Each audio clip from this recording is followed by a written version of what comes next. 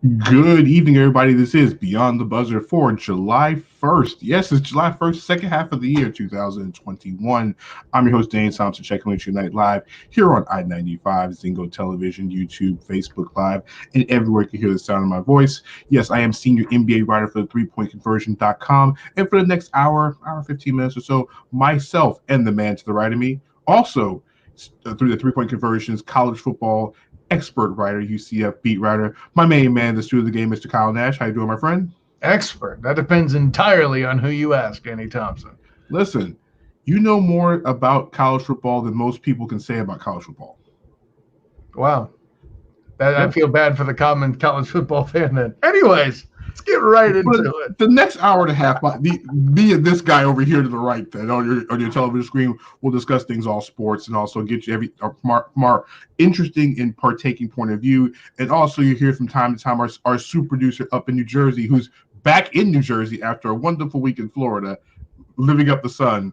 My man Bobby Blackcheck up in New Jersey. Also, if you're in the chat room or any of the social media platforms, please stop by, say hi, leave comments, because we don't have no problem speaking on what you see on the screen. And telling you precisely how wrong you are. Right, Rodney? Anyways. Hey, listen, Rodney's probably watching the Versus tonight because it's Keith Sweat and Bobby Brown tonight. You know, I kind of wonder what we're going to do this a night of Versus with Bobby Brown and Keith Sweat, but like, you know what?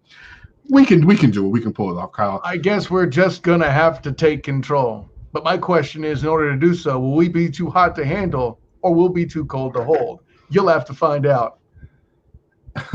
Yes, Cortland Griffin in the house. You see Cortland's up from the three-point conversion. Yes, you can listen to the entire show without no Liberty basketball. But you know what, though? You know what else people can listen to right now? Let's start with collegiate athletics, because this is the biggest thing that's happened in collegiate athletics since, I guess, college video games. Well, that 84 where the TV deal was revolutionized, but the video games thing, I think for you, the Bannon case and all that, I think is where you're going 100%. Well, actually, not even going with that. The Supreme Court passed a law that allows players to actually make money off themselves. You know, when you say make money off yourself, how does that work? Listen, these kids can now actually be able to afford to be able to do the things they want, the things they need, and everything else in between. And you know, Kyle, it's about time. You know, and Kyle, for those scoring at home, there was a particular, I don't know, a kicker from a certain university that ended up giving up his college scholarship because he refused to give his YouTube page. Kyle, does that player sound familiar where he came from by chance? And as it turned out, he is using that same marketing talent. I believe he had a workout with the Steelers this offseason, so we'll see how that goes as well. You know, but the thing is, for people who understand, the NCAA has made money off these athletes for years. I mean, Kyle, even when we were growing up when you went into a sporting goods store, you saw college athletes with jerseys. I remember seeing Duke's Christian Lake, New Jersey being in the Carolinas. I remember seeing the 15 Vince Carter, North Carolina jersey and Ed Coder's number 5. Even going to the college football, you saw the Charles Woodson number 2. Hell, I even had good old Michael Wiley. I had the Ohio State Michael Wiley number 5 jersey in high school. All right. For years, college athletes never, ever got paid for their likenesses. But guess what, Kyle? Universities made a killing off of them. Well, right. And I mean, see, I don't exactly go right down the line of, you know, the institutions were always 100% wrong. But in one aspect, I believe they were, and this is one of them. Like, it's one thing if I sell a Notre Dame jersey with a certain number on it. It's one thing if I sell even a UCF jersey with the number 18. The moment you put Griffin on the back is when I think you're wrong, right? Let's see, like, I'm looking at the chat here. Cortland's going all over the place on things I want to comment on, but like, I got to stick to this particular thing for the moment. But with the way I explain it to people with name, image, and likeness, and for one thing, let's get it out there. There's also a lot of misinformation, I should say, because the internet, no one is getting paid to play per se, right? No. This is somebody. There's somebody is, for example, UCF quarterback Dylan Gabriel, like many others, has announced his own clothing line, and in the very There were a number of athletes out there who were having all the very unoriginal idea of breaking their stuff on midnight today when the law kicks into effect, and making a celebration of that. There were so many athletes that did that. Not that that's a problem, but the punchline is this is how big a thing it was. And so Dylan Gabriel kicking his own clothing line and having an actual brand to try to pay the bills and do what you have to do as a college student in any realm, whether you're an athlete or not. Well, the NCAA stated they couldn't get jobs right now because they have name, image, and likeness. They can make some money. It's that simple. And though, to Kyle's point, the institutions aren't paying these athletes. Right. But what the athletes can do for themselves is, if you have a YouTube page, you have players that have millions of followers. Right. They actually can make money off their likenesses. Like you said, right. Players have clothing lines. You mentioned Dylan Gabriel. De'Aaron King dropped his first thing at 12:01. He had the website ready to go for his Heisman Trophy campaign. You have to think, Kyle, when you look at players in marketing, listen, some of these kids are marketing majors. They know how to market themselves. Right. Social media markets yourself for you. Do you know how much of a push that these athletes can do for themselves? Now, the one thing I do worry about with this is, because players can make money off their likenesses, is the good old sharks of these athletic companies jumping in and handing players money to say, hey, we'll take your likenesses to a whole new level. I want to see how deep this thing goes where it comes to people putting their hands on what the players can do. Now, if a player has a YouTube page, like our UCF kicker by the chance had the opportunity to do and can make money off it, by all means, do it. YouTube's a great way to make money if you know what you're doing. People can do it all the time. And if you have great content. Now, is this going to push the limit of streams? No. But what's going to happen is, Kyle, what happened? It's talking about the Division I athlete, Kyle. To me, it's about that guy who's in Division IV, who probably has not one chance, him or her have one chance to make a professionally, because it's Division IV, and people have the stereotype that if you don't play at a Power 5 school in Division I, that you're not going to be as good as someone who does. Because that stereotype still exists nowadays. Kyle, I mean, how many talented players have we seen over the years come from smaller division ranks that get passed over because they didn't go to Tennessee and was a 4-string running back? I can't even tell you how many times I saw a Tennessee 4-string running back get taken over a 2,000-yard guy in Division III because he played in Division III. It doesn't make a difference. And with the portal rules, I mean, yeah, that only adds to your point of we don't know how chaotic it might get, right? Yeah. I mean, because think about this. You really think if a player in a Division II or III school has 1 million followers, for example, on social media, knowing that a Power 5 school can get that exposure on top of that, because guess what? They can sell jerseys with these kids' numbers in the back of it.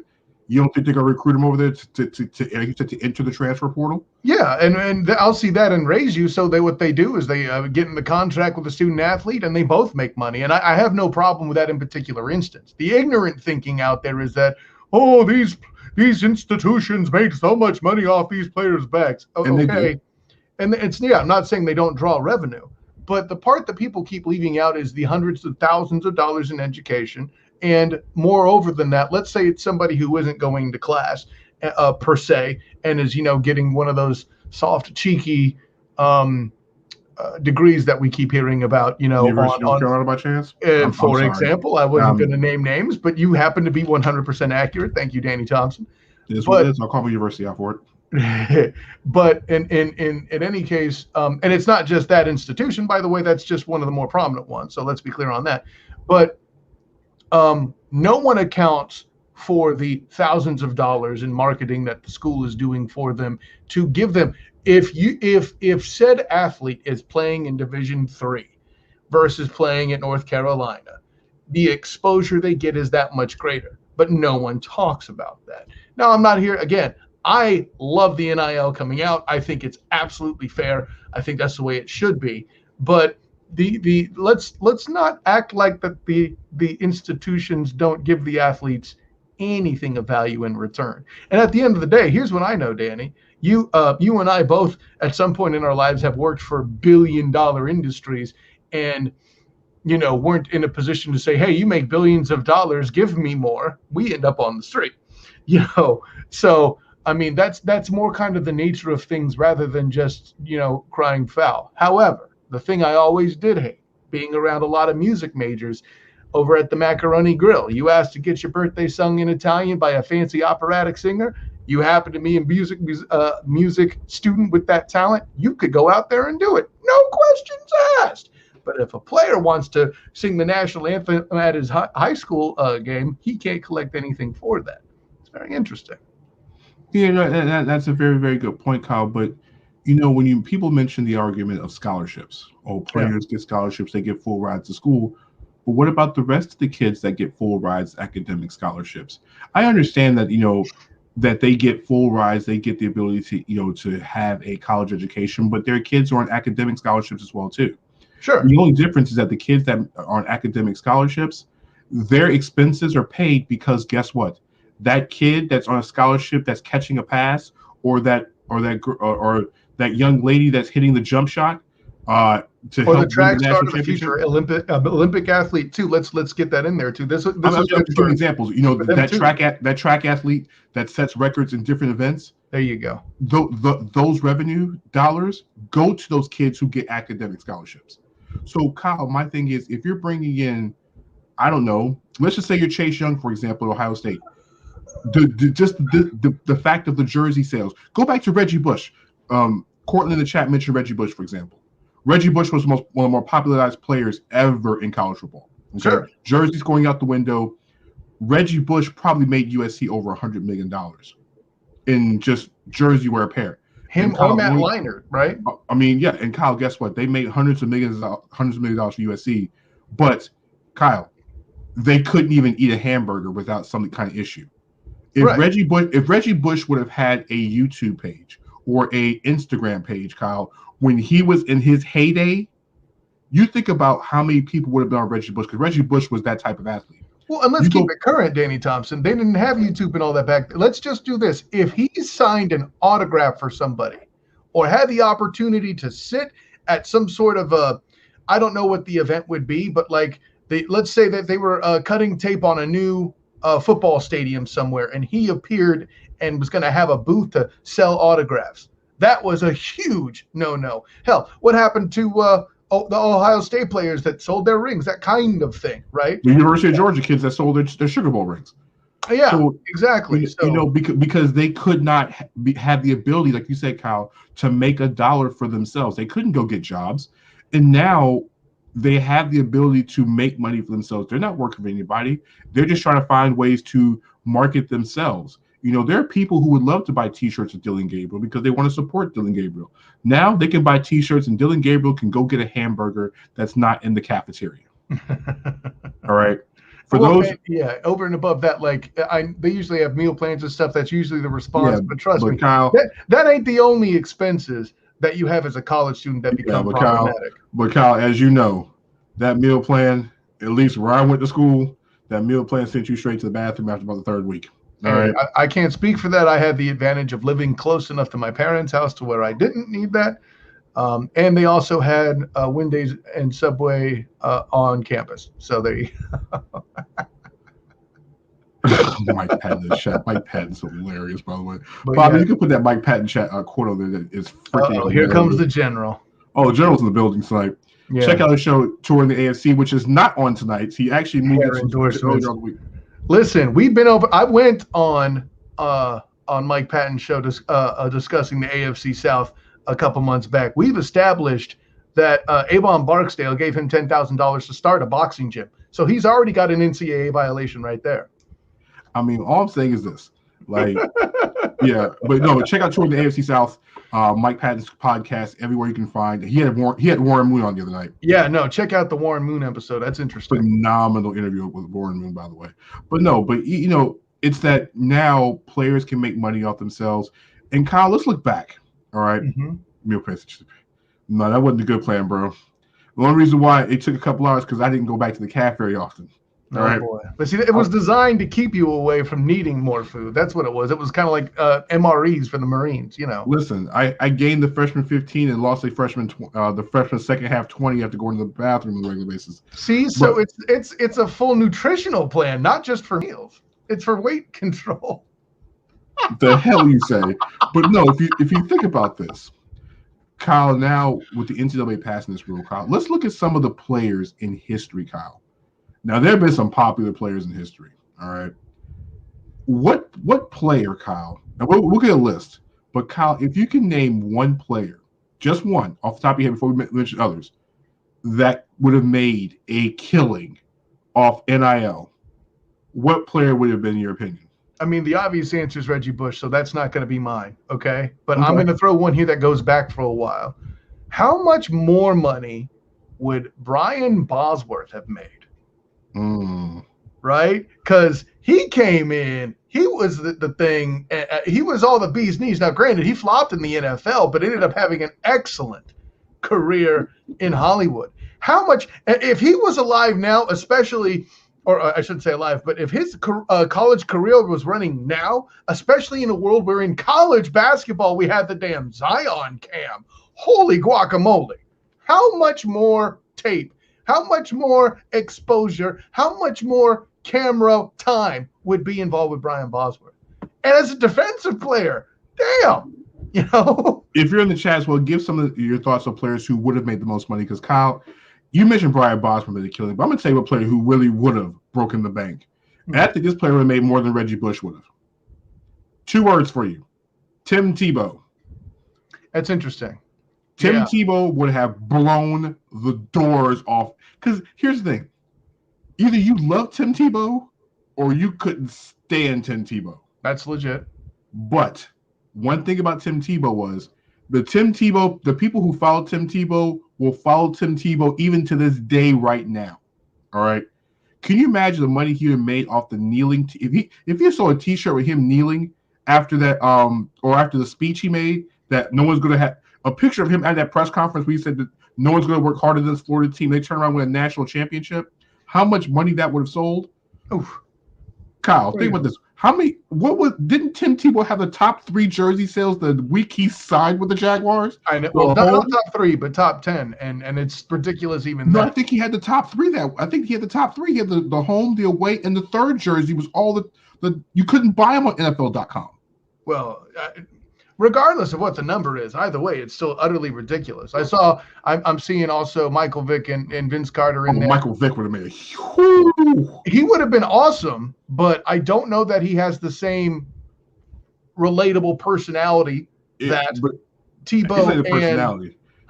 It's not the personality because you saw what it is. That's part of it. That's part of it. Listen, I saw big jerseys everywhere. We continue. I'm not saying I didn't. What I'm saying is they wouldn't have done quite as much as Tebow because the personality was some of it. I'm not saying Vic would have suffered. Let's not get stupid here because that's not the case at all. He wouldn't have done what Tebow did because of the personality aspect. Well, Peter Warwick, to the general's point, he would have been cut short on revenue because he would have been stymied at some point. That would have hurt his PR. I heard someone say Peyton Manning. I don't know if he was that marketable yet. And honestly, because he, quote, never won the big game again, I think Vic would have outdone him. Kyle, what about not football related? Yeah. What about Chris Webber and the Fab Five? Oh my God, ridiculous! And the fact that they were known as an entity, if they created some sort of a, conglomeration and made the Fab Five, if they did the Fab Five the way that the Balls were doing the Big Baller brand, like that would have actually, first of all, probably not been a scam, and that's right, I said it. And second, probably would have been overwhelming because it would have been credible, right? Nike would have cut a check and bought him out probably. Oh, and they would have, Nike would have hired some PR firm to bring in the synergy, The synergy. Nice touch. You know another name? Allen Iverson. Oh, the answer would have been something special. I agree with you on that. People love Iverson at Georgetown. Like Iverson brought Georgetown the map, the way he played. Iverson was hip hop culture. Well, Georgetown was on the map, but this made it an exclamation point. You're right. Because Georgetown was big man university. Right. Like they Patrick were known Ewing, for right. Patrick Ewing, Alonzo Mourning, Dikembe Right. Mutombo, Othello Harrington. Mourning went there. That's right. Othello Harrington. They were known for their big men. Okay, Allen Iverson was a barely 6 foot on a Thursday guard that came in and just changed everything. He also had the personality, right? I mean, you mentioned the hip hop culture aspect, and he was somewhat polarizing. Let's not be stupid here. I mean, he was a polarizing figure. Now that people knew Allen Iverson, but can you imagine Iverson on social media wearing his own brand? I mean, think about this. I mean, Mike Patton said the Flintstones. I mean, if they had a shirt with the Flintstones and go through all the different players that came from Flint, not just from Cleves, I'm talking even through now, Miles Bridges and everything else, it would have been huge. I think Zion at Duke would have been huge. Yeah. Oh, needless to say, Zion already was huge. Okay, we had the damn Zion can on ESPN. That's a thing that happened. Even if he got hurt, I think what would have been unique about him is that he would have had that injury, and it would not have mattered. I'll tell you one name for those who don't believe it, because Kyle and I have seen it. If Mackenzie Milton would have had his own brand, forget it. You would have not. You wouldn't have found anything in Central Florida with Mackenzie Milton's name on it, because it would have been gone. The only reason why he wouldn't be the highest revenue getter is because the Griffin twins would have been getting stuff together. I mean, yeah, the twins. Not to mention they could play, but the stories behind it, they would have been beloved. I'm trying to think, Kyle, other players. You know what? Here's one. And I find this to be an interesting one. If you go back and we talk about just players in general, I always wondered, because of the UConn women, because everybody knew the UConn women's basketball team, all the players, can you imagine what Diana Taurasi, Sue Bird, Maya Moore would have made? Shamiqua Holdsclaw at Tennessee was huge. Or my favorite was Skylar Diggins first hit the map with the headbands, because she was the first one to do the headbands. That's a good call. If you had the number 4 Sky Dig, because she had the Sky Dig on the headband at Notre Dame, if she would have had just the headbands alone, because I remember Lil Wayne on a sideline wearing one of those headbands. Well, I'll see that and raise you this. What about women's soccer? Would those ladies, after performing, if they were in a position to where they performed at a World Cup or something, in connection to that, could they have transferred into international phenomenon somehow? That's interesting. See, that's kind of different, because women's soccer isn't really at the forefront. Now, a lot of those it's not. But I'm talking about it's more about the international attention aspect rather than the actual. Now, mind you, if you can amount of money. If you can find an old school Mia Hamm, North Carolina soccer jersey, I'm pretty sure that'd be kind of dope to find. Just thinking about other athletes, Kyle, because you got the major sports. I don't think nobody's buying any wrestling singlets. Okay, I don't think none of the wrestlers in the singlets are going to work. Yeah, none of them get big until after. I'm not really going that far. That one. There was another football player I wanted to ask about too. Even though she ended up being less of he ended up being less of a figure in the NFL, Johnny Manziel. Oh, Manziel, the dude that literally. Oh, Manziel would have made. No, he would have made a killing off this. Mm-hmm. And all you do is put a picture of him doing like this. Yeah. Or can you copyright like a picture of a hand and moving? I don't know. Listen, I bet you it'll have been copyrighted a long time ago. Let's see. You mentioned Johnny Manziel. I would even say Baker Mayfield. Sure. At Oklahoma. Absolutely. You know what? Here's one that I think would have been great because people loved his story, was Tommy Frazier at Nebraska. Okay. I mean, heck, if you're bringing him back that far, anybody on that Nebraska team, and of course Charlie Ward, for both, and what would have been good about Charlie Ward is he would have had both basketball and football paraphernalia, right? So then you could see that, and now we're talking about some of the Kyler Murrays and Russell Wilsons of the world. Would that have been a factor? I don't know. I mean, I think, but if you want to go back to marketing, I think the two guys that would have been the huge ones going back in the 80s for football, especially, would have been Bo Jackson and Herschel Walker. Of course. Well, I mentioned the Boss too, but yeah, Bo Jackson for sure. Can you imagine? Because the baseball jerseys as well too for Auburn. Yeah, and can you imagine, like, because there is the one game where the two forces collided Listen, Those two marketing firms getting together, arranging the dollar amount like it's a damn boxing match. That's crazy, man. I mean, you can even go back to say one of my favorite players growing up, like even my early years of watching college football, was Rocket Ismail. Sure. I mean, I mean, that name is marketable as hell, you know? Mm-hmm. I mean, Rocket Ismail he still has one of my first memories of college football back in the Orange Bowl. We're skipping a super obvious one. What about friggin' Dion or Michael Irvin for that matter? Those personalities alone. The 1980s Miami Hurricanes would have outsold merchandise because you either loved them or hate them. I mean, they would have, Michael Irvin, Warren Sapp, there were so many. Shane, we go back to Walsh. They had guys that did it. And then you go back to the 2000s.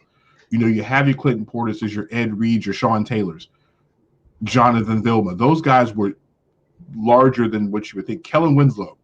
Can you imagine him a T-shirt with him doing the soldier after the salute? Oh, the damn soldier thing was considered a faux pas even, but boy, you better bet it would have lived on after with a brand with a company that was brave enough.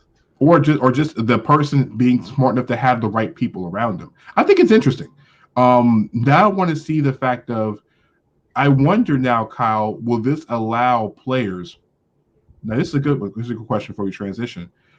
Kyle, those players who are on the fence about going to college and making money. Let's look at, for example, Mikey Williams, a sophomore down here in down North Carolina, over 3 million followers on social media. You look at Bronny James. You look at these kids now that have the ability to go to college and still make money off their likenesses. Right. Do you think the NCAA might have passed this so these guys will stop, especially the basketball side, stop heading overseas, stop going to the G League? Hey, listen, we can't give you $500,000, but if you can go make $500,000, we're not going to touch it. And guess what, Kyle? You start a brand before you even make one contract in a professional sport.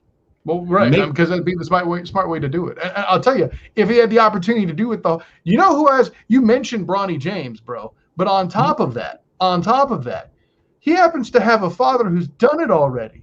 He has experience in the boardroom. Holy guacamole! Like, it's mind-blowing what that child can become education-wise, right? Yeah. When you have that in mind, that's some crazy-ish right there. You look at Carmelo Anthony's kid, who's also one of the better players at his age range. I think he's in the 10th grade. Mm-hmm. You said Bronny can have his own. He can technically start his own. Yeah. So we're talking about all these people who could have won Danny Thompson. I do want to acknowledge somebody today lost huge, or rather, I should say something lost huge today. Okay. The concept of anybody at this point now trying to build out a separate minor league developmental NFL league lost huge today. Okay.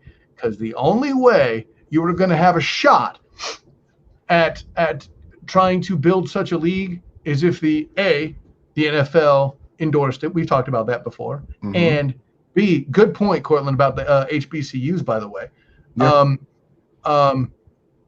And then on top of that, these players who are larger than life need to be in there to draw attention to it. Well, guess what? They can get just as good a check now, staying at home. Again, adding to Cortland's point here, just by complete accident, stay at home near the institution they want to go to, or maybe that their dad may have gone to, but wasn't a big name athlete, or may not have been an athlete at all, and now the XFL and the Canadian leagues were already talking about merging because they're in trouble. Forget it. That's just that much less opportunity you're going to lose to try to be a developmental league. Instead, all they can hope to do is, or rather, I should say, a feeder league actually supported by the NFL.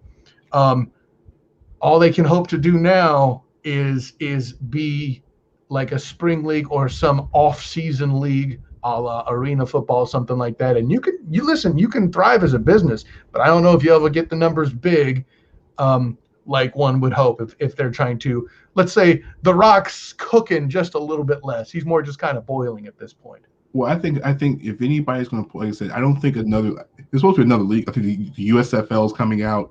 Okay, Or reviving, allegedly. I'll believe that when I see it. I Correct. do think the XFL will only survive if they merge with the CFL. But remember, the last time the CFL stepped across the border, it wasn't pretty because American people did not understand Canadian rules.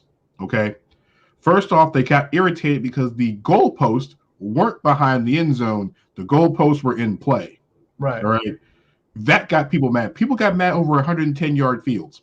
Well, and that you say that too. Moreover, like the players would not see that as a safety hazard and raise issues with all the player safety hype that's going on in this country. I'm just saying. Well, hell, the Canadians have been doing this for years now. I know people think Canadians are 10 years behind everybody, but still, if you watch How I Met Your Mother, when it came to Robin, but what I'm saying is, it didn't fare well the last time. Even though the Baltimore won a championship, it was just weird watching Canadian football across the border. But I'm a huge Canadian football fan, so I would love to see how that works. Maybe they have a type of game where you have the XFL and the CFL, and the winner of both of those play like a winner-take-all championship game with a different set of rules together, or it'd be just kind of interesting to see.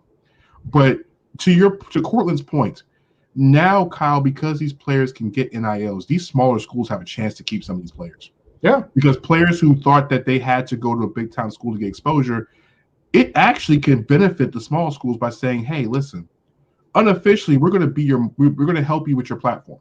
Unofficially, we might have let's say randomly a press conference to make our quarterback and other defensive players available to the media. Not that I'm mentioning anybody, any university in the Central Florida area that may or may not have done that just today at 3:30 with a presser that I couldn't attend because I have a day job. Not that I'm mentioning a specific example that actually happened at all. But yeah, that's something that could happen. You can call a particular press conference, with your star player wearing his own brand. Yeah, like who does that? Or having wear her brand. Correct. And now it provides these athletes the ability to market themselves. Especially it's not even the college, the men athletes, it's also the women athletes. Absolutely. Because now they can show their talents in other ways, and guess what? Be able to market themselves as more than just athletes and actually put money in their pocket. Because as we've all learned, the difference in salaries when it comes to men's sports and women's sports are exponentially different. Well, exponentially. And over and above that, my good friend, what I would also say long term is huge for women's sport, because if somebody's out there in the public eye selling their brand, more people pick up on it, more people learn about the game, more people know the story surrounding the game because they follow this person, because this person who has a brand as a star player will inevitably have a rival. That is good marketing. And as those two ladies continue on in their particular sport is then, as it goes on, when years pass, more and more of these rivals go on, and you build a whole thing, and then suddenly, lo and be damn hold, you organically build a base that might be then one day eventually in the future, if things go a particular way, competitive with the men's. This is such a great organic move to bring more awareness to women's sport. I love it. You know what, though? I'm waiting for the first player, Kyle, just waiting for the first player to release their own shoe. That's what I'm waiting for. I'm waiting for the first player. Somebody's already done that today. I'm talking about but see the things. But Kyle, I'm talking about a star athlete wearing their own particular brand shoe. Like I said, the full big baller brand situation. A player at a Nike or an Adidas University or Under Armour University wearing their own shoe that is not part of the school. That's the one I'm waiting for. Because Kyle, what's going to happen is that first player, Kyle, that has his or her own shoe and is rocking it, and people like it, all hell will break loose in game. You know what's going to hurt that more, Kyle? The shoe companies are going to hurt. Because instead of feasting on these athletes the second they turn pro, they can't touch them. Because why, Kyle? They were smart enough to do it on their own. The same thing LeVar Ball had always taught his children. You have to be able to brand yourself. And now you have the next generation of kids who have the TikTok and the YouTube and the Instagram and the Twitch. And the TikToks. Look at you. You even sound old, for Christ's sake, bro. But what I'm saying is you get these social media platforms together. Yeah. And now especially with kids having their own thing. Imagine Mikey Williams at 3 million followers drops his own shoe. The MW1s, Bronny James drops his own shoe because, like you mentioned before, Papa pretty much has a stake in Nike at this point. Yeah. And you know what? He goes and gets an independent shoe developer that's not Nike and says, you know what? There you go. I got you. I hear that. And that's going to be an interesting scenario. But hell, like, why wouldn't you work with the school's shoe company already? It's an instant low path. There's less cost to you to do so. And then all you got to do is just arrange the deal. Because Kyle, that's going to step all the way around it. See, the thing is, the whole idea about this whole thing with NIL is cut out the middleman. If I get your point, like working with these different shoe brands, but if you can cut out the middleman, which is the shoe company itself, and go directly to the vendor itself, you basically cut Nike's entire check out of the way. You cut Under Armour's check out the way. You cut Adidas' check out the way. You cut Puma's check out the way. Because guess what? When you sign these shoe deals, player only gets certain percent. Shoe company gets majority of it. But if you cut that middleman out, the rabbit has the gun at this point. I mean, shouldn't shoe company? Well, that's a whole other ethical question. I'll put it this way, brother. If somebody's willing to offer the contract, the player is well within his rights to chase it. I just don't think it's going to get quite to that point. I just want to see how that works with outside companies with these kids. Like you said, if they're allowing these kids to sign individual shoe contracts, then it's completely game over at this point. And by the way, Cortland, I'm going to respond to your Prince James thing here real quick. I'm going to quick on the cuff copyright this and identify that the time today is 9:37, July 1st, 2021, so I can be protected intellectually for making this. You don't go down in rank, sir. You go up in rank. He would be Emperor James. That's how I would market it. Anyways, carry on, sir. I mean, we are not okay. You know what, Bobby? We're not doing this today. We're not doing this today. But today is the day. If you're gonna do it, you got to do it today. We're not doing this today. All right. Listen, we will not acknowledge what goes on today. Nathan R. Jessup called and said that you need to learn to handle the truth. Okay. We will not on this show. I am on the Colonel's speed dial, and he lets me know when people can't handle the truth. And sir, you cannot handle the truth. Listen, the only Colonel I deal with is one Mario Lopez when he played the Colonel in the KFC movie. All right. We will not be discussing. No one's going to get that reference, but damn it, it's beautiful. All right. We will not discuss Bobby Bonilla Day on this show. All right. That's the last we will speak on this. All right. Right, Mets fan? Just making sure that people have context. That's good. That's Big J journalism, son. Hey, you're the one that gets paid to write. You should know about it. I know what today is. I'm a Mets fan. This is like... It's like Groundhog Day every July 1st. Now I'm talking about it now. I see. That's why I'm a good interviewer. Is I got you to open up about an uncomfortable topic. Exactly, Bobby. Exactly. Mr. Met basically told you how I felt in the situation. I love Bobby Bonilla. You know what the funny thing is now? The Mets, after all these years, Kyle, so we can talk about it now. The Mets, after all these years, are taking a jab at themselves because they know Bobby Bonilla. For those who don't know Bobby Bonilla Day, guess what? Be glad you don't, but I'm going to explain what it is. Every July 1st, until the time Bobby Bonilla turns 72 years old, he gets a $1.4 million check from the New York Mets because they decided, instead of buying him out, to stretch the payments out with interest.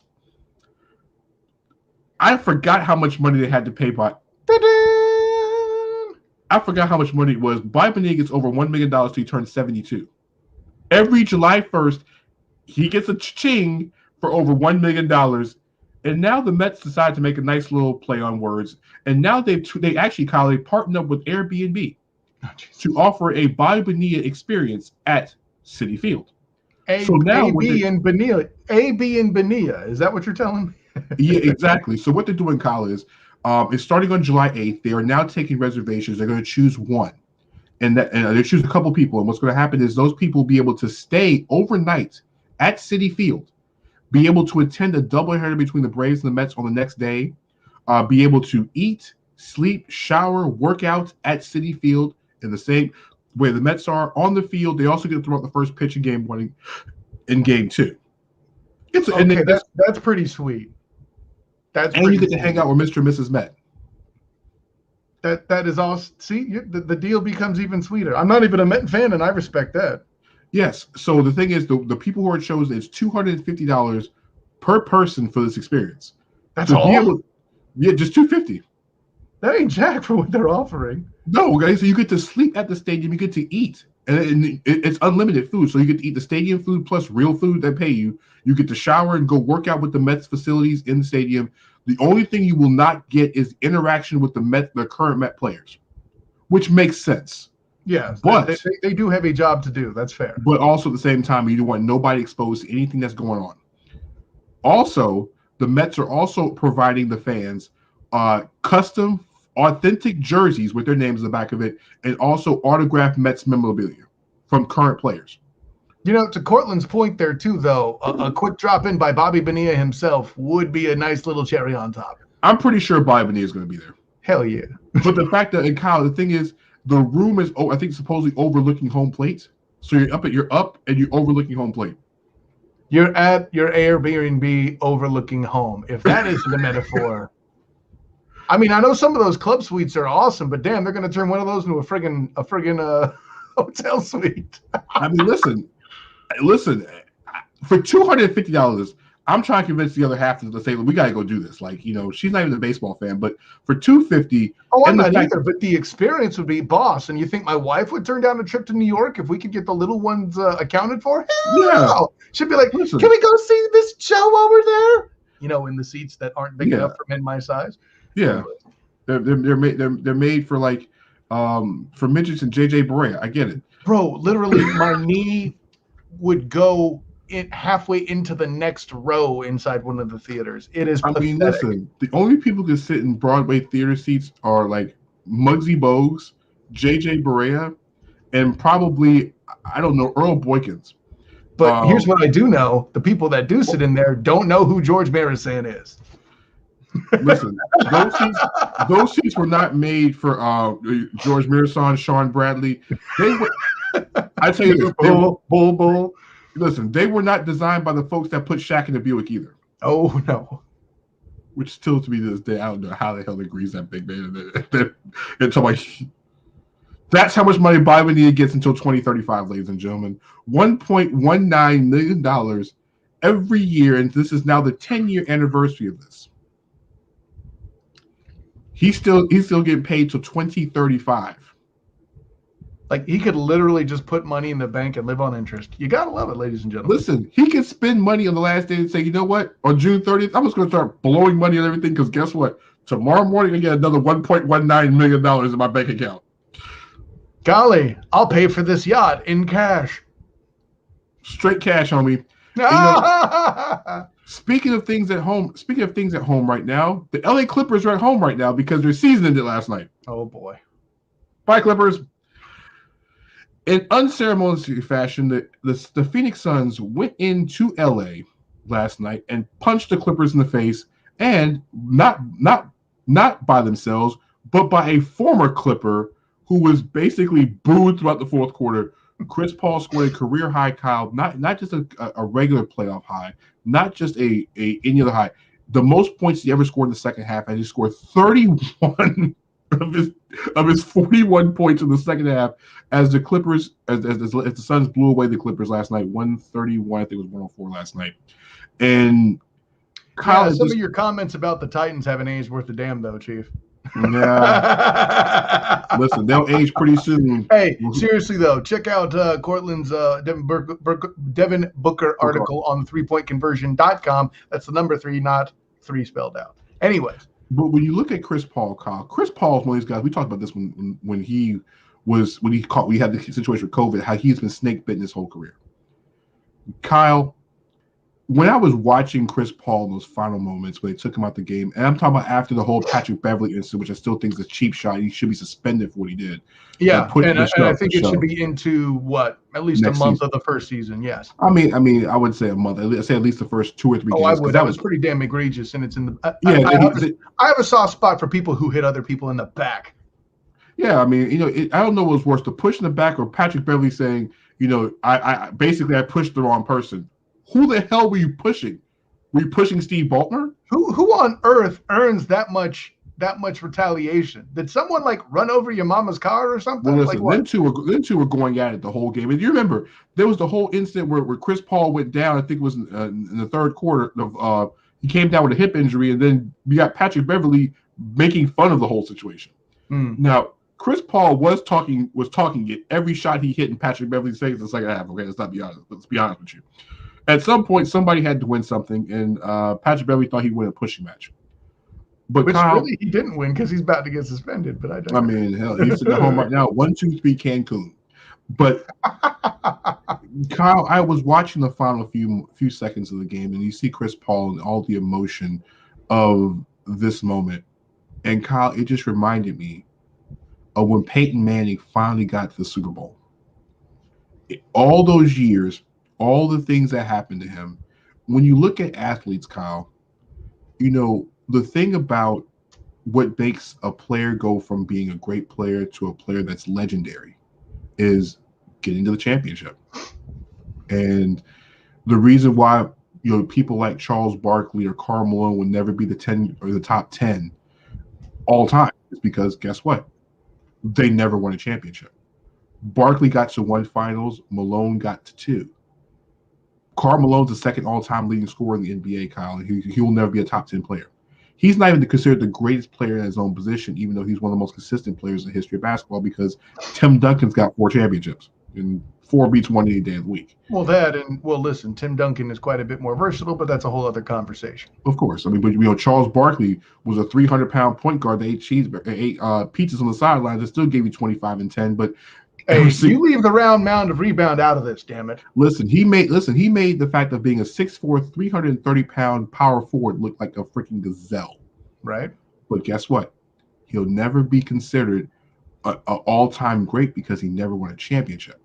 Chris Paul was literally going to be in that same category. You know what, Kyle? He still might be. You know what, Kyle? Do you know the player who leads the NBA in steals and assists all time? You know who that is? I don't. It's John Stockton. When we talk about the top 5 point guards in the history of basketball, people don't give John Stockton his respect. No, they don't. Because people put in front of him the fact that he never won a championship. Matter of fact, if he wasn't on the dream team, I'm pretty sure he would have faded, and that's just sad. And that's crazy because John Stockton is the all-time leader in assists and steals. Not 1, but 2 all-time categories. I mean, but Chris Paul was going to be on that list. And now Chris Paul is 4 games away from changing the trajectory of his entire career history. I'm glad for Chris Paul. Yes, people think he has failed, and I'll discuss that later, but it's good to see Chris Paul in the finals. And his interview last night in the game with Rachel Nichols, Kyle, was very much telling. Because she asked him point blank, of all the teams, because, the Thunder was willing to work out a deal, Kyle, to send Chris Paul where he wanted to go. He wanted to go to Phoenix.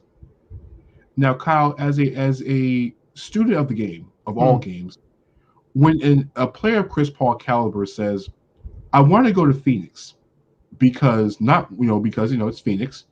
I want to play with Monty Williams, a guy that he's been coached by before in New Orleans. But he said, I also wanted to play with this light-skinned guy, and the light-skinned guy was Devin Booker. Right. Kyle, to talk about Devin Booker, a guy who's never, as they said, never won anything. How does that look as Devin Booker when you have a guy like Chris Paul saying, I want to come play with you? Not, I'm coming to play with you. It's not Devin Booker wanting to play with Chris Paul. This is Chris Paul saying, I want to play with you because I believe that we can do something together. What kind of indictment does that set for Devin Booker in your eyes? Listen, man, if I'm Devin Booker, like that endorsement right there, first of all, I'm sending this cat roses. That was awesome. Okay. Not for nothing, but by the time he got on the flight home from that quick flight, by the way. Yeah, exactly. By the time he got back home from the flight in question, right? There would be, I would have already been on the phone with 1-800 Flowers, okay? Because I wouldn't have relied on the internet to get it done quickly enough. It's like, listen, it's Devin Booker, all right? Like Chris Paul just said this. what I got to pay to get it on his doorstep right the beep now, you know. But of course, this is for as difficult as Chris Paul has been alleged to be to work with. For Chris Paul, somebody who is as particular as we're talking about here, allegedly, for somebody who is that particular, that's a hell of an endorsement. What more can be said beyond that? And I don't want to speculate too much on the finals before we know the other participant, because Giannis's health and Trae Young's health both being huge factors. Yeah, they're both factors because. No, sir. Hi, Kyrie, but you're not playing. He's waving by this time. Yeah. We probably will, because Precious is not in the chat room. So Kyrie, we shouldn't see you until Precious comes to the room if he decides to come to the room tonight. You know what Kyrie and the Islanders both have in common? They each had to bolt. So you had to get some of that hockey schmack in there. Keep going. I know. Bobby's probably a Rangers fan. No, I don't think so.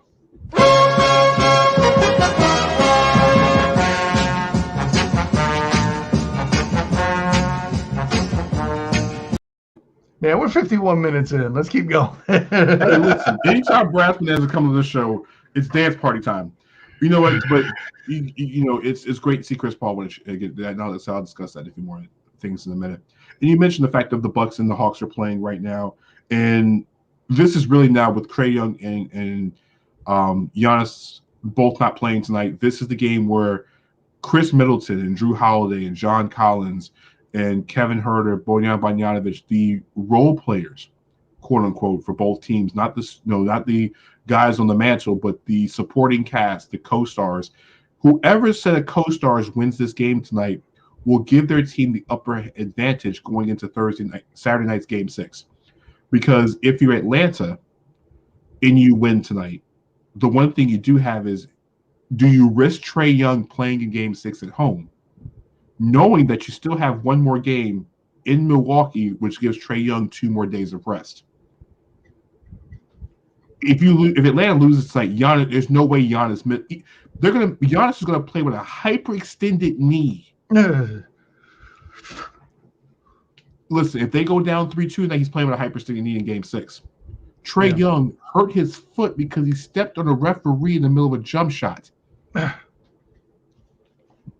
Either way, it's like 2 of the roughest injuries you're going to find. Yeah. And it's 2 snake-bitten situations. Whoever wins tonight, their star player could sit in Game 6. Because I tell you this, if Milwaukee thinks that if they win tonight and Trae Young is not, the thing is, if I'm Milwaukee, I'd rather win, of course. That way Giannis can sit for Game 7 than having to deal with Trae Young in Atlanta in Game 6. Forget it. I'd rather be up 3-2. I don't want to be down 3-2 because I'll tell you this. One thing you'll learn about Trae Young, if you don't know it now, is if they go up 3-2, even with an additional game, I think Trae Young will come home in Atlanta and launch. The question is how much he's going to be launching, but he's going to be launching. Kyle, speaking of things that are launching, let's launch our jolt into the NFL part of the conversation, Kyle. We mentioned on the show last week we're going to start previewing the NFL because guess what? It is time for the National Football League. The NBA has been going on so long. Kyle, we'll still be talking basketball for a while. Kyle, there are 15 teams in the AFC. And we all know that the Kansas City Chiefs are there are how many teams in the AFC? 15 or 16. I don't think about Jacksonville. All right. You set me up. There are 16 teams in the AFC, Kyle. But there's only one team that's won the conference 2 consecutive years in a row, and that is the Kansas City Chiefs. Mm-hmm. It seems like the rest of the 15 teams are playing catch-up to the Chiefs. But, Kyle, if you were open up the storybook for the AFC for the 2021 season, what are a few things that you're looking forward to? Or some of the things that are going to be on your peak interest as we look into the AFC side of things? Well, I mean, mine aren't going to match the general public, so at least you'll hear something different to figure out. But since we haven't even had camps and don't know anything about rosters or anything of that, that's going to change my conversation just a little bit. For one, the thing I'm most looking forward to, or I should say at number 5, the thing I'm most looking forward to what the hell the Houston Texans are going to do with Deshaun Watson. We have no idea what that's even going to remotely look like. We just know that the Texans are probably going to be bad. But moreover, the reason why you're looking forward to it is to see if Deshaun Watson is ending up on another AFC team that could make them bring some noise. Let's say the AFC West might become more quarterback stacked if he ends up in Denver. Now they're still sticking with Drew Lock for reasons I can't fathom, but that's not the point. Young Jeezy. But continue. Yeah, don't put that evil on me, Ricky Bobby. Anyways, at number 4 is the inevitable question: can the machine be stopped? KC, of course, being the amazing offensive juggernaut that they are, with a defense that is probably underappreciated because of that very thing. You could tell me all you want about the Titans getting richer on offense. I'm sure Cortland will have respond to something any moment in the chat with his homerism. But the whole conversation around them getting better on offense is interesting. And they're going to try to beat Patrick Mahomes and company, maybe, but doing it with offense, not going to do it. I am curious about the Browns, though, for whatever that is worth. My next on the list for me at number 3, I mentioned it earlier about the AFC West. I want to see what Justin Herbert and the Chargers do out in LA. I think that's a very interesting situation. And while the Raiders do pose a slight threat, seeing that quarterback in his second year, what he may do, very intriguing stuff for me. Number 2, listen, this is more for college football reasons than anything else. I don't think the Steelers are going to be all that great, but I do want to see how Najee Harris does at the running back spot for that group. Is this enough to make the Steelers a running team again? Because listen, I'm pretty sure Ben is not going to make it to the end of the season through all of those games. Yeah, we love it. And you listen, I'm done. The reason why I'm skeptical of your Titans, Gordon, is how many times they've broken my heart when I've decided to try to believe. Okay. And you know about that from the depression as an actual fan. We'll leave that at that. An honorable mention, of course, seeing what Urban Meyer does in Jacksonville. It probably will be to struggle, but let's see if it's something that can grow legs and then move on, a la Brian Flores with the Miami Dolphins. And of course, for me, this is very unique. My top thing, keeping in the AFC East, I really want to see what the Buffalo Bills come out with. We talked about earlier about KC repeating. I want to see if the Bills can threaten the Super Bowl once again like they did last season. They have a lot of the same pieces on the roster, and I can make a strong argument that the receiver core just as good, if not better, depending on what comes out of the Cole Beasley drama that came up with his stance on anti-vaxxing and all this other stuff. Still a lot of other question marks, and really one of the top things I want to see come out at this point in the entire league is the whole vaccinated versus non-vaccinated and how much that'll stir up. There's still way more to come on that with camps upcoming in the next few weeks. Danny Thompson. So when I look at my 5 things, a few things I'm looking for. You mentioned one thing about the quarterbacks with Justin Herbert, but I want to see how the AFC Young Guns look in year number 2. We're talking about Justin Herbert. We're talking about Tua Tagovailoa. We're talking about Joe Burrow, even coming after the injury. Which of these He's quarterbacks? An honorable mention for me, definitely. Which of these quarterbacks are going to get their team to the playoffs first? Because there's another set of young guns and quarterbacks in the AFC coming up as well, too, led by Mac Jones in New England. There's Trevor Lawrence, of course, in Jacksonville. But there's a group of young guns coming up behind them. But I want to see how last year's crop of quarterbacks mature. Joe Burrow's coming off an injury. Did they find enough protection for him? Does Jamar Chase help when you don't have protection? Mm-hmm. How does Tua look in year number 2 with no Ryan Fitzpatrick hanging over his shoulder? Is that his locker room? All the reps in camp. That's the most important thing. It's his locker room. That's the second thing. And then you have Justin Herbert, who, Kyle, we weren't, I was more higher on Herbert than you were last year. I'm always more skeptical in general, but yeah, you're right. But can he live up to year number 1 as rookie of the offense rookie year? How does that transition to year number 2? So that's my fifth thing to look at. My number 4 is Carson Wentz in Indianapolis. And here's the reason why I say this. Carson Wentz defenders have been complaining that the Eagles' offense line has been borderline garbage receptacle for years because the Eagles' line in skill positions can't stay healthy. Correct. It's that the talent is there. Yeah, be clear but they about just that. weren't healthy. Correct. The only person that was really healthy was Dallas Goedert. Offensive line couldn't stay healthy. Zach Ertz was hurt throughout the years. Alshon Jeffrey is a walking injury, and so is Deshaun Jackson. Yeah. They couldn't find consistent health with the running game, and guys like Jason Peters got old.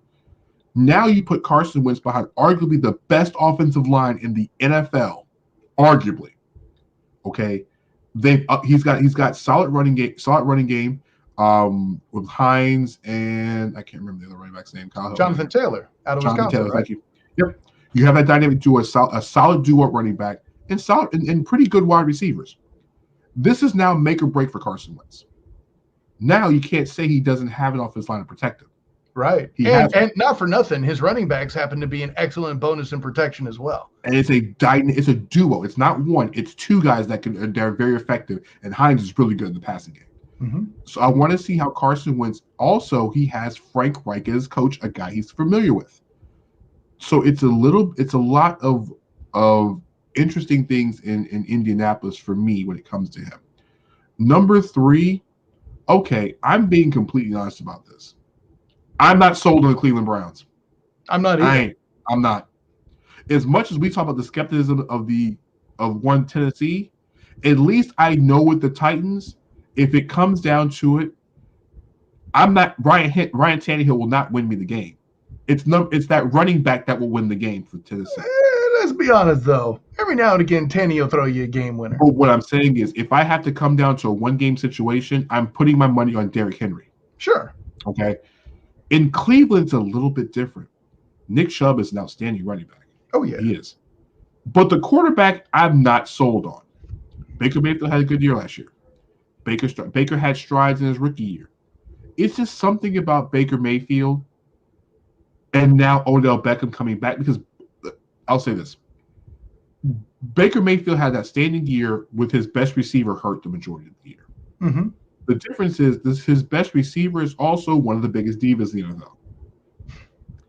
He wants the ball. The offense looked really good last year when it was being spread around.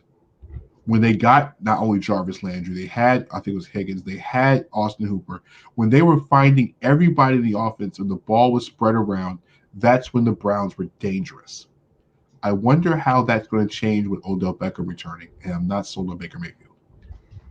Well, you mentioned the prima donna thing with OBJ. Hey, how about the fact that the guys could be pretty safely labeled as injury prone at this point, right? You're at that point right now. Like, you mean if you were to call it, I would not disagree with you. I'll just say that. Number 2, I think of things that I find to be very interesting. Okay. Bill Belichick has a young quarterback, and Bill Belichick also has Cam Newton. Hold on. I got to stop you. As the fat guy in the room, Cortland just dropped some excellent ice cream schmack, and I will applaud him for it. However, the question, before you go on to one more question I want to ask. So you're telling me you think Ryan Tannehill is more reliable than Baker, softer than ice cream, Mayfield? Because Tannehill, he's more of a game manager than Baker Mayfield is. Rather than a gunslinger. Mayfield will win you with his arm. Now, mind you, Baker can make the throws, but is Baker? I would trust Tannehill to win me a game because Tannehill knows how to game manage. We watched him in the playoffs. Mm-hmm.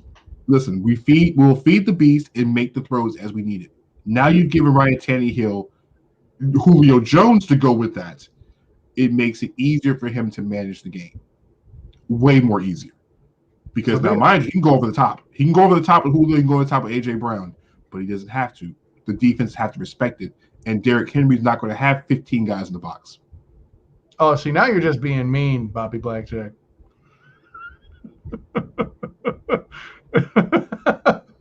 All right. As I was saying before. Oh, boy, he's drinking his tea.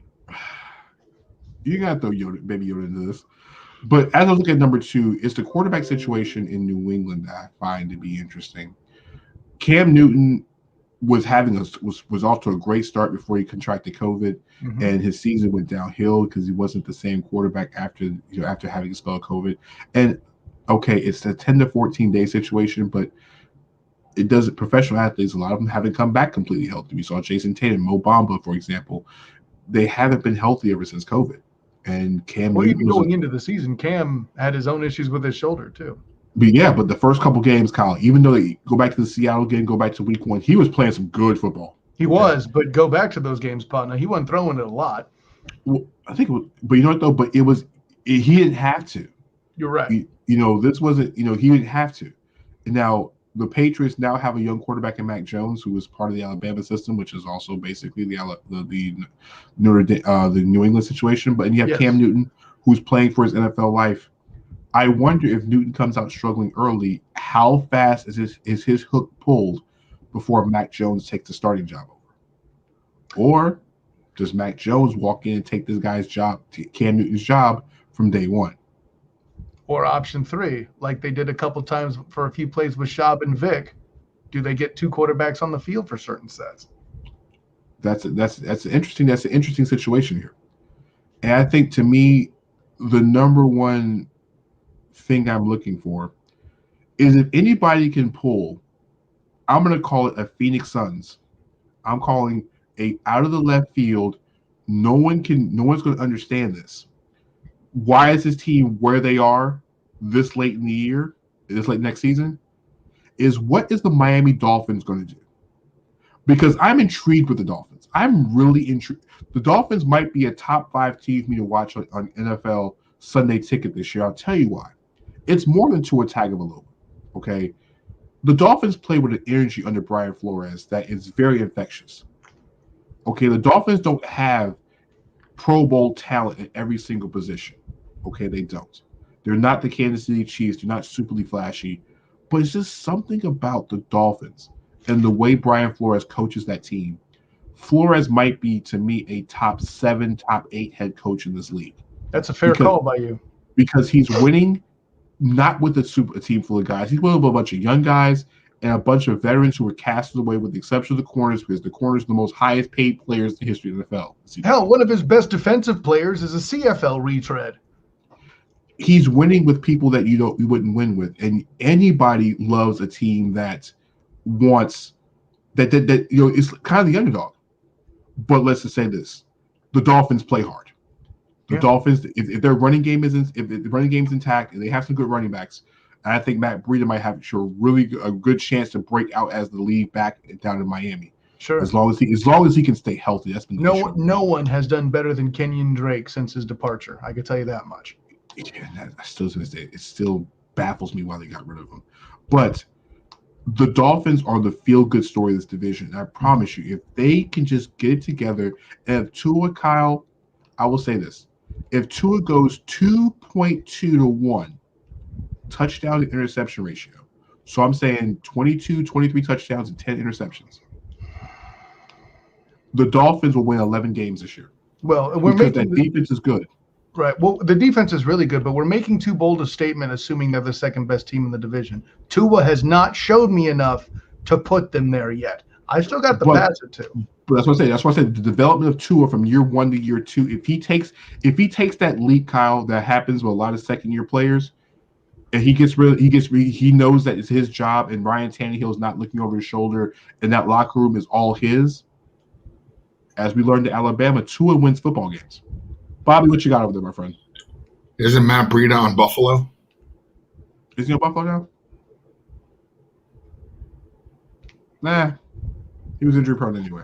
Who knows? I was about to make the comment that you're probably not going to get much running production out of Miami anyway, just in general. I mean, they haven't had the backs of late to perform well anyway. So we'll leave it at that. Honorable mention, you mentioned your honorable mention was Urban Meyer. My honorable mention, Kyle, is what to think of Lamar Jackson. And I'm going to say why to say what to think about Lamar Jackson. And what I say by that is Lamar Jackson was the MVP of the league 2 years ago. He shouldn't have been, but he was in the running, yes. I mean, Kyle, he won the MVP award. And he shouldn't have, because it belonged to Russell Carrington Wilson. I've already made this point. Go look it up on PointConversion.com. We can make the point all day long, but the answer is Lamar Jackson was the MVP of this league 2 years ago. Hi, Precious. Kyrie? No, not Kyrie. We got. We're ready with Kyrie here. Kyrie's in Cancun. He's on a different time zone. One, He two, didn't see three, Precious. Cancun. All right. So what I say by that is you look at Lamar Jackson last year. Lamar caught a lot of flack last year. All right. He didn't live up to the hype of the year before, which was which is still, I thought, was unfair expectations. Yes, he won the MVP, but they still didn't put the talent around him, especially at receiver, to win. And really, losing in the postseason wasn't his fault either. He threw over 300 yards. But the problem was that team wasn't meant for him to throw 300 yards either. Well, that's not the point. They're saying he can't throw and did that anyways. Yeah, but the thing is, he's throwing to basically keep teams off, not throwing to win games. There's a difference. Now we look into a year. Whatever. And I'm not following. What I'm saying is the Baltimore Ravens were built to run. Their way they win football games is using Lamar's feet, using Mark Ingram, using the running game they had, okay, and pounding teams. And when they had to, Lamar Jackson had the ability to hit Mark Andrews going down the middle of the field with Willie Snead, John Brown. But when he has to throw 50 times in a game, they weren't built for that. They're not built to come from behind. And yet they're not. And yet Lamar still did what he did. Jack. I'm just like, that's the point I'm making. I'm not saying you're wrong. What I'm saying is, when people look at Lamar Jackson, they think last year was a complete failure because he did not, quote unquote, live up to the year he had the year before. So now in Lamar Jackson's contract year, because he hasn't signed his extension yet and he's due for the payday, what Lamar Jackson are we going to get? Because the Ravens are a little bit longer in the tooth on the offensive line. They're a little bit longer in the tooth on defense. They did have J.K. Dobbins, I think, will turn more into the lead back. They have a deep backfield. The Ravens failed to go get a wide receiver. That's where Julio Jones should have went. Correct. Julio Jones should have went to Baltimore, not Tennessee. Right. And when I know Cortland's probably in the chat going to say this. Julio Jones makes Baltimore a Super Bowl contender. Correct. He doesn't make Tennessee a Super Bowl contender. Also correct. The difference is Julio Jones makes everything easier for Lamar Jackson. And Baltimore has a ready-made defense. Tennessee's situation is Ryan Tannehill is going because they already have a star receiver in A.J. Brown. Brown is a star type of receiver. So adding another star next to him is one thing, but it doesn't solve the defense. Lamar Jackson's problem is he has the defense. They just don't have the weapons of offense outside of Mark Andrews. It's kind of the same thing, Kyle. Lamar Jackson's kind of the same situation as in San Francisco. You have a star tight end in George Kittle, who is your only threat down the field, receiver, because the rest of them can't stay healthy, and we don't know what you have with like guys like Brandon Ayuk. You don't know. Okay, you don't know what they have. The 49ers have a championship defense right now. They have a championship defense. Now the question is, if Jimmy Garoppolo or Trey Lance, whoever takes that starting job, I really think Trey Lance will have it by Halloween because I think Garoppolo's going to have one of those bad games and Kyle Shanahan will 86 him out the door. Oh, I don't know about all that. I think it's more likely Jimmy gets hurt again. Listen, it's a one-year deal. If he plays bad for a stretch of games with this defense, because you can't keep wasting this defense every single year. No. I'm not arguing that. If you think he's going to decline that much, I just don't agree. I didn't think, like I said, Garoppolo was a product of that defense and not having to win games like that with his arm because the 49ers running game 2 years ago was phenomenal. And Kyle, we saw the running game in the playoffs. That running game was at full-fledged peak super one-to-twin powers in the playoffs. Oh, yeah. The thing was, they kind of, when Jimmy had to win the game with his arm on a regular basis and they had to play catch-up, it's not going to work. And besides, we all know if Shanahan would have kept the play calling like he did the first three quarters, they would have won that Super Bowl. They would have won the. I don't agree. Patrick Mahomes would have gone Patrick Mahomes on you at some point. But at some point, but Kyle, you have to go. You got to continue to go what made you win, what got you here. Shanahan went away from that. He threw the ball too much in the second half. Listen, you've already been proven wrong on this after it happened. We don't have to. Right. But what I'm saying is, if you look at Lamar Jackson, people give Lamar Jackson a lot of flack. If Lamar Jackson looks more like Lamar Jackson 2018 or 2019, then guess what? The Ravens will be the one waiting for Kansas City, or be the one entering Kansas City in January to get their chance to go to LA for the Super Bowl. If Lamar Jackson looks like Lamar Jackson from last year, and the Ravens don't do nothing to fix this problem. And to Cortland's point, they drafted 2 really good receivers in the draft. If they can't get that elevated level, then what do we do with Lamar Jackson at this point? So here's what I don't get. How come we can bury the Texans front office for abandoning Deshaun Watson, yet we're all over Lamar Jackson after the way that the Baltimore Ravens have failed to support him? How does that work? Because all of a sudden Lamar Jackson's on the hot seat. I'm sorry, that's absolutely ridiculous to me. I will say this. The only difference with Lamar with Deshaun Watson. By the way, I'm not saying you're wrong that he's there. It's the concept he is there, right? No. I think the concept is different because here's the thing. Deshaun Watson was winning and they took everything away from him. Right. They shipped Hopkins and all that. Like I get there's a lot more sabotage in that instance. I get that. I should have retired in Houston. J.J. Watt, a guy that should have never put on another uniform. You need to stop that because we're gonna. J.J. Watt should never. I'm gonna have to fight you if you keep doing this. Listen to what I'm saying. But I just you hurt me. Mr. Houston Texan himself. I think when you look at franchise faces, you look at the Texans. The face of what the Texans should have been J.J. Watt playing his entire career with one team. Sure. J.J. Watt was the most super loyal Houston Texan guy you will ever find. The most popular player in franchise history, the best player in franchise history. Sorry, Andre Johnson, but J.J. Watt was the best player in franchise history. Handle the truth. It's the fact of the matter. All right. And Andre Johnson's going to the Hall of Fame. Sure. J.J. Watt's headed first ballot to the Hall of Fame. What I'm saying is, you ran away not only DeAndre Hopkins, who only just wanted his love because they'd be paid like he should be paid. You had a big three. Deshaun Watson was winning games as a quarterback. They were in the playoffs repeatedly. But because they thought they were better than everything else, Deshaun Watson's now in the hot seat, but they took everything away from him. Lamar Jackson just never had anything in front of him. Well, right. And I mean, the point I'm making is right, that offseason after they made it to the playoffs, they pulled everything. And we've seen the year after that progress as it did. And Watson threw for almost 5,000 yards with under 10 interceptions, and they were trash. Correct. So what I'm saying is, based on what I'm hearing you say, if Lamar Jackson goes out and does that,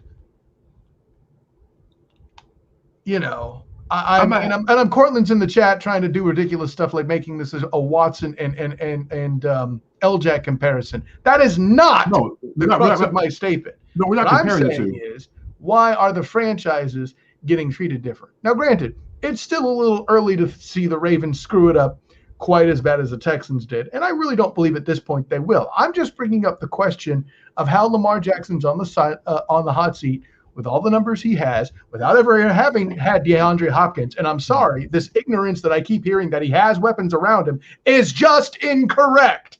Period. Lamar Jackson? Yes. It's only Mark Andrews. It's correct. Mark Andrews is the offensive line. The problem is the offensive line can't run and catch passes. Right. And in fairness too to Deshaun Watson, the Texans O-line has been just completely abysmal for basically the life of the franchise. And so Deshaun Watson is still like putting up numbers to all high hell. Yeah, I mean, he's busting his spleen, but he's doing it. I'm not saying Lamar Jackson needs to put up his MVP numbers from 2 years ago, but he can't put those same numbers up he had last year. The Ravens need him, and they need him to be a better version. And I think they need to change the playbook around to help him. So I want to see what Lamar Jackson has because he's on that fence when you say, okay, is he a franchise quarterback or is he just a really good quarterback? Is he can he win me a Super Bowl is the question. Absolutely. I think he can. I think he can. But if they don't put themselves in a place where they're challenging Kansas City, then you might want to start thinking about that. The question is getting people's head. All right, Kyle, before we go, speaking about things that have been going on in sports, sad news this week. Serena Williams pulled out of Wimbledon with an ankle injury. She slipped on the wet grass, injured herself. Kyle, real quickly, do you think it's over for Serena? I mean, it's getting there, isn't it? And I mean, not that she has anything to cry about. Like if she came to the net and I was her opponent, I would have said to her, listen, you've been a champion 7 other times. You have nothing to be ashamed of. You know what I mean? Like, she's one. She just needs one more. I just want her to get it. I just want her to get I want her to tie Steffi, and I think That's fair. Her best chance to do it is New York. Okay, U.S. Open. Because here's the thing: if she ain't winning in New York, she's gonna have a few months off before we get to Australia. She might as well go ahead and skip Paris because she ain't winning on damn clay.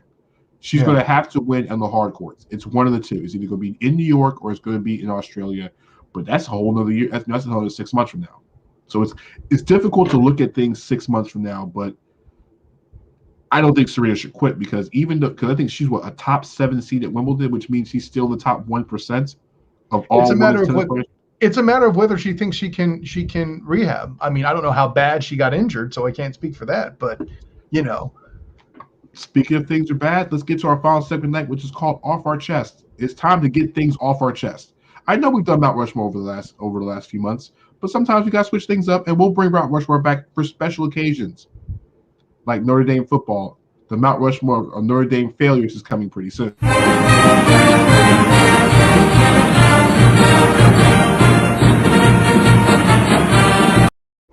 You do know that's your fault, right, Danny? Listen, I'm not. Listen, it is what it is. But it's time to get things off our chest. And no, I will not be discussing Notre Dame's fight song as I get things off my chest. But Kyle, with the week in sports, Kyle, a lot of things happen, Kyle. So what do you want to get off your chest this week as far as professional sports goes? Listen, it may not be anything that's in the headlines currently, but can we get something out of the way? Stop saying Tom Brady's departure was the reason the Patriots struggled last year. Guess what? They'd have been just as damn bad with Tom Brady. Stop it. End it. It's ignorant talk. But Kyle, Thomas Edward Bieber Brady won a Super Bowl as a Buck. Thank you for that, Bobby. It was perfectly timed. You're right, he did. And literally the most complete roster in the damn league. Now, I know there are people now for this season that want to try to tell me that that's the Browns. Hey, I'll see it. Tell you if I believe it then. And, for all the people like the LA Broaduses of the world and the Eric Kubanowitzes who are fans, enjoy it. But in 2020, in this past season, because I can't talk, it was clearly the Bucs roster. And oh, by the way, they're bringing everybody back. And you're going to try to tell me that was all Tom Brady doing it right. Stop it. That'll be all. Bobby, what you got off your chest? Which one to get off your chest, my friend? Rain. Okay, Bobby, what about rain? No, get him out of here. I don't want him to spend the next however many minutes bashing my home state because he was dumb enough to come this time of year. That's not. I wasn't dumb enough to come. I got paid for it. Oh, there you go. Bobby, if you know anything about Florida, it rains every day in the summertime. But yeah, when people told me that it rains like 10, 15 minutes and then the sun comes out. No, I got 4 nights of rain, thunder, boom, boom, boom, boom, boom, rain. Well, Bobby, be glad you had that because I'm telling you that 15 minutes of rain followed by the sun is the most disrespectful thing ever. The only thing more disrespectful than the rain, the sun after a 15-minute rainstorm is Manti Te'o's tackling in the national championship game. Oh, no. By the way, how long would it take? Speaking of Atlanta, what was the score last night? Are we doing this, Bobby? He went there. You started it. It didn't happen to your Yankees. Yankees didn't do it.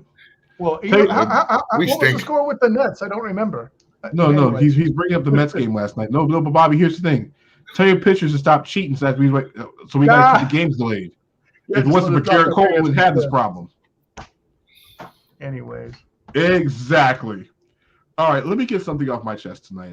We kind of touched on this earlier, but I'm going to finish this up. Chris Paul's caught a very, very bad rap over the last, forever. Okay. Chris Paul's been labeled as a failure, can't get things done, the best point guard never to win something.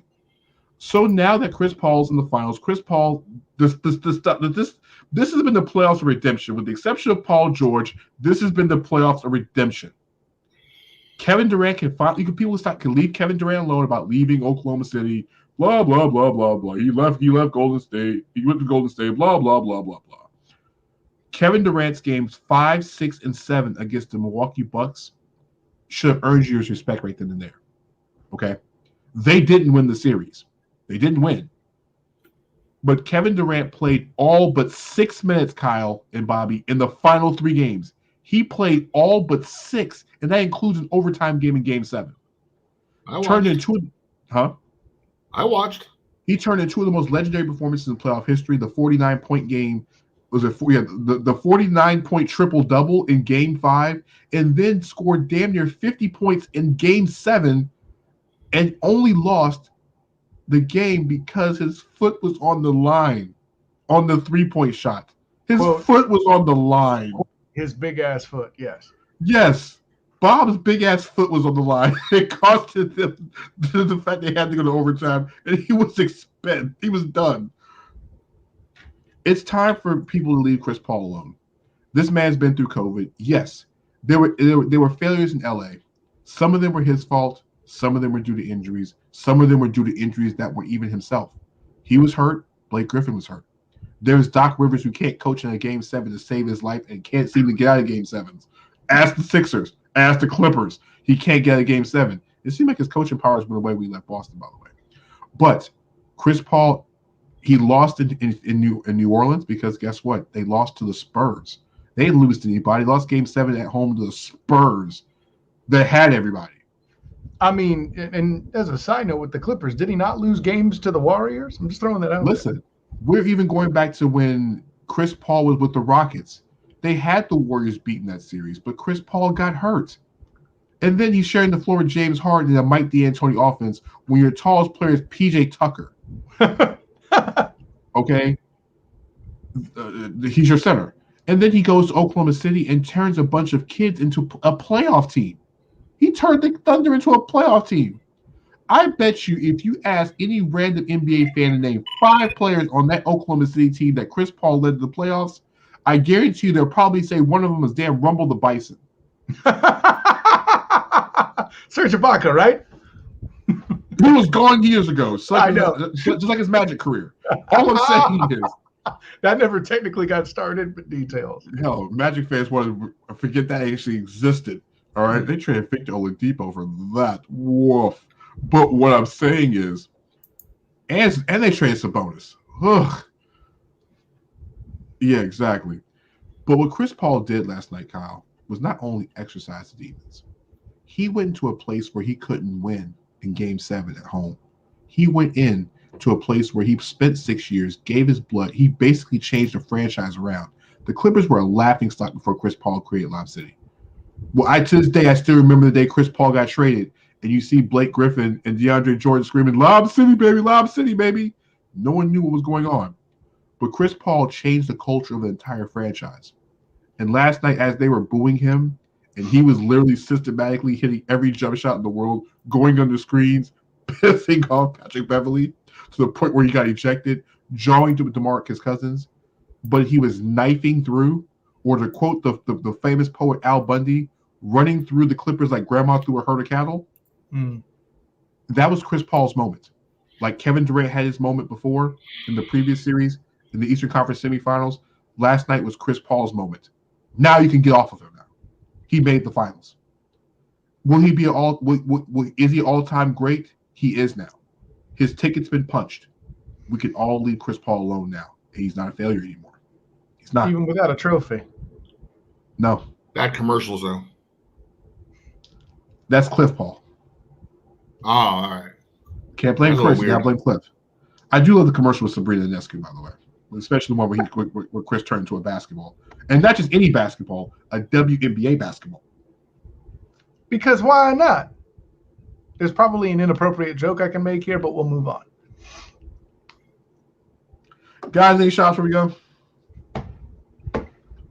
Shouts to Bobby Blackjack, who, despite ripping my home state at every opportunity, I still got to meet in person and enjoyed the experience thoroughly. Same here. When Kyle walked in, the sun disappeared. Yeah, right. Another one of these cats who wants to report that I'm 10'2", apparently. Listen, when you see Kyle in person, you're like, what the hell? Kyle's a big dude, all right? Hey, try watching me and Aaron Evans walk into a space together. It's kind of amazing. I'm not going to front. Listen, the first time I met Kyle, Kyle's this big 6'4" guy with a freaking suit and tie. I'm like, in a dress shirt and tie. He's like, "Hi, I'm Kyle." Like, what the hell? Who is this guy? I know one thing. He's going to be blocking for me when we go through these huddles. Because, listen, if you ever been to a media scrum and you got to rush down there, you want somebody like Kyle to be the lead man. You fall right behind him. No, but Kyle's my guy. And before we go, Kyle, Bobby, any shots for we go? Yeah, you heard it here first. Kevin Love will be a Brooklyn Net next season. How the hell is that captain? They said they Kyrie Irving back? How the hell does that cap gymnastics work? Why do you think Kevin Love's on the Olympic team? Because he wants to see how. Because Bobby, have you seen the list of players they had to choose from? Yeah, you could have taken Randall. Randall declined. Jerry Colangelo said that Julius Randle was at the end of this list. Let's be honest. Julius Randle's doing a max contract. Ain't no way he's about to get injured potentially with $175 million. The Knicks are going to probably shell him out. There's no way. Kyle, I do have a shout out. I do have a shout out. Who? Shout out to my fellow Pirate, Mark Bryant, assistant coach for the Phoenix Suns. I'll be rooting all the way. Go and see Hull on you, folks. Hey, listen. I'm gonna tell you who I'm giving a shout out to. The Milwaukee Bucks right now are punching the Hawks in the face right now. 105-89, 7:55 in the fourth quarter, and Atlanta fans, Trae Young's not walking through that door. Neither is Dominique Wilkins, and neither is Harry the Hawk. You're going back for Game 6 in Atlanta, down 3-2, unless something goes supernova. But shout outs for the week. You know what? I'm gonna give a shout out to. I'm gonna give a shout out to the WNBA. I'm excited for this WNBA versus Team USA All-Star game. I'm not sure how this is going to play into Olympic planning, but I am excited. I wish Nneka Ogwumike would have been a part of the team, but Candace Parker finally got her love, and De'Erica Hamby having an outstanding season. So I want to see how this is going to work with the WNBA and the Team USA, kind of an exhibition match in Vegas. So, and also big shouts to Simone Biles for winning her Olympic qualifier, and it's been a great week, and a lot of things are all phases. So, and tomorrow makes 1 year since I moved from Florida. It's crazy. Ooh, that is crazy. By the way, quick note: the NIL, when Simone Biles is old enough to be in college, better bet she's going to be able to do some financing. She ain't going to college. She's 25 years old. She's been past that part. Oh, so, well. I thought she was younger than that. I beg your pardon. No, carry on. She's 25. All right, so. We'll be back to the show next week for Beyond the Buzzer. We'll be talking the preview of the NBA Finals. I think the way the series is going to go, we will have at least one game in the books before we get back on the show next week, because I think Game 1 will be no later than Wednesday. So we should have at least have something for the NBA Finals to talk about, as well as Kyle and I will take about the 5 things in the NFC we're talking about, looking for. And no, it will not be about mascots and Sir Purr. So Rodney, please, you can come to the chat at any point in time. So, for myself and Bobby and the student of the Game Kyle, it is 4th of July weekend. Stay safe. Don't do anything crazy. And just remember, be safe with these fireworks, ladies and gentlemen. And enjoy yourself. Don't do a JPP. Yes. I didn't want to say that. All I'm saying is and also I know a lot of people, for the first time, a lot of people getting out since COVID. So just be careful out there. And also wear a mask, even if you are vaccinated, because guess what? We don't want it to happen to you, but happen to the NC State baseball team, which got disqualified for the College World Series because 2 of the unvaccinated players were part of the 6 players that 4 of them were vaccinated, caught COVID, which cost them the national championship. Opportunity. Yeah, because shout out to Mississippi State for punching They punched Vanderbilt in the face in 2 games. Nice. In the face. To win the national championship. So big shout outs to Mississippi State for now, Kyle, ending their streak as I think they're one of 2. No, Mississippi State was one of 3 Power 5s never to win a national championship in any sport. Now there's only 2. Oh boy. Kyle, UCF and every one of those of them because they won a national championship. I mean, listen, the Calling Matrix, baby. Go on, Calling Matrix, Bobby. You have to look like a Notre Dame fan who just watched Ian Book play another game. Are you okay over there? Oh, stop it. Ian Book's making waves in New Orleans, by the way. Ian Book is getting just about as much attention as New Orleans as, I don't know, Bobby. A Silk the Shock album from 1999, but it has the same amount of impact right now. All right, for myself, Bobby, and Kyle, we'll catch you guys next week on Beyond the Buzzer. Stay safe. Happy 4th of July, everybody. Nice.